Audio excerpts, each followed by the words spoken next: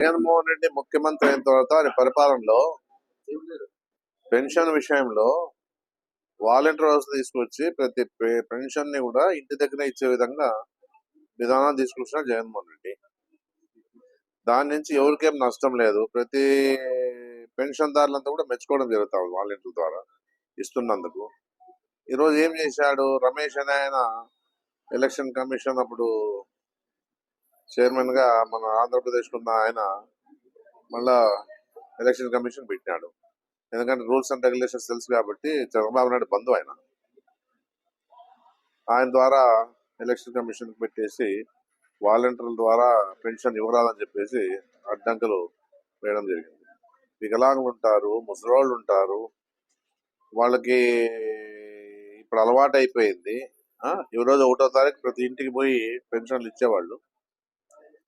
మళ్ళీ ఈరోజు పరిస్థితి చంద్రబాబు నాయుడు చేసిండే ఘనత ఏముంది?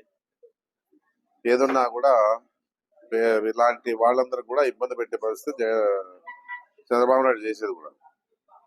ఏ విషయంలో కూడా ఆయన పేదలకి సహకారం అందించాలని ఆలోచన లేదు. ఎందుకంటే పేదల పక్షాన ఉండేది జగన్మోహన్ రెడ్డికి, రాజశేఖర రెడ్డి కానీ వీళ్ళు కాదు. వీళ్ళు ఎంతసేపు ఉన్నా పేదోడికి ఇబ్బంది పెట్టాల, పేదోడుగానే ఉండాలి. పేదోడు అట్లుంటేనే మనకి లొంగుతాడు.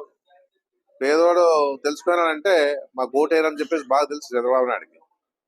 మళ్ళీ ఈ రోజు కూడా అలాంటి వారికి ఇబ్బంది పెట్టి పెన్షన్ ఇవ్వకుండా ఎలక్షన్ కమిషన్ పెట్టేసి దాని ద్వారా వాళ్ళందరూ కూడా ఈరోజు ఇబ్బంది పడే పరిస్థితి ఉంది. ఎందుకంటే ఇంట్లో ఆ పెన్షన్ నెల 1వ తారీఖు వచ్చిందంటే ఇంట్లో వాళ్ళు ఇచ్చేస్తే ఫుడ్ పెడతారు వాళ్ళ పిల్లోళ్ళు కూడా.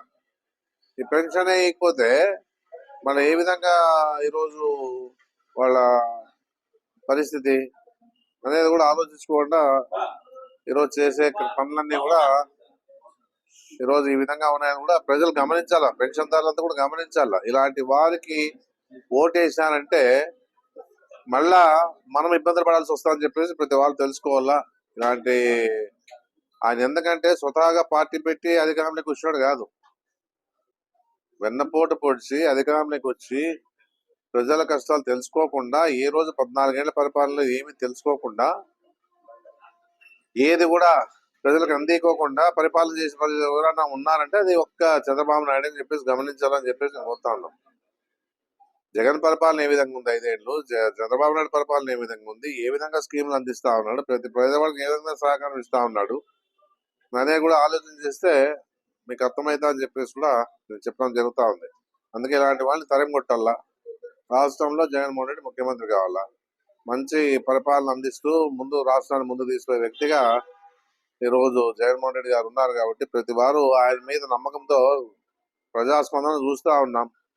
బస్సు యాత్ర ఏ విధంగా పనిచేస్తా ఉన్నది కూడా గమనించుకోవాలని చెప్పేసి నేను ప్రజలను కోరుతా ఉన్నాను. ఇలాంటి చంద్రబాబు నాయుడు మాటలు నమ్మి మోసపోవద్దండి అనేది మాత్రం ఖచ్చితంగా చెప్పగలుగుతా ఉన్నాం. ఇలాంటి స్కీములు తెచ్చేసి ఇవ్వలేని స్కీములు తీసుకొస్తా ఉన్నాడు, సూపర్ 6 అని చెప్పేసి. ఇవి ఇచ్చేవి కాదు, ఉండేవి కాదు. ఇవి ఆయన హామీలు ఇస్తాడు, అధికారంలోకి వచ్చినా మర్చిపోతాడు. మీరు దాని గురించి ఏం ఆలోచన చేసే పరిస్థితి, మళ్ళీ 5 ఏళ్ళు దానికోసం వెయిట్ చేయాలా ఆయన దించాలంటే అనేది కూడా ఆలోచన చేసుకుంటాం. అలాంటి వ్యక్తిని ముందే తరిమేస్తే మనకు సమస్యలు అనేవి ఉండవు అని చెప్పేసి కూడా ప్రతి పెన్షన్ దాడు తెలుసుకోవాలని చెప్పేసి నేను కోరుకుంటా ఉన్నాను. ఎందుకంటే కొన్ని ఇబ్బందులు ఉన్నాయి.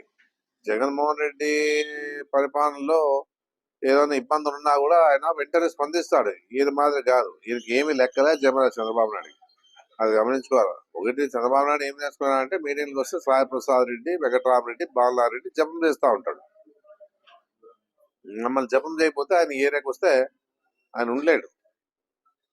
అందుకే ఇవన్నీ కూడా ఆలోచించుకోవాలని చెప్పేసి నేను కోరుతా ఉన్నాను. ఏదన్నా ఇలాంటి వ్యక్తుల్ని తరిమి కొట్టాలని చెప్పేసి నేను కోరుతాను. నమస్కారం.